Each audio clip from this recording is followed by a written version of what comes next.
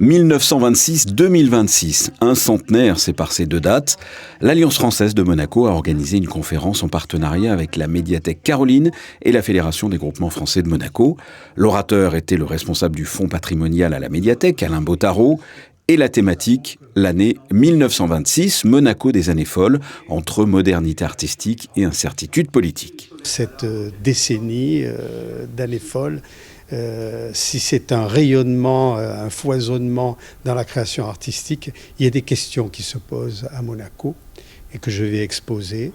L'évolution politique et la constitution monégasque qui se pose, et aussi en contrepoint à la modernité et au cosmopolitisme de Monte-Carlo, la question de l'identité culturelle monégasque. Pour célébrer son centenaire, l'Alliance française de Monaco organise des événements tout au long de l'année. En septembre, il y aura une conférence de Bruno de Sessol sur le libéralisme chez les grands auteurs français.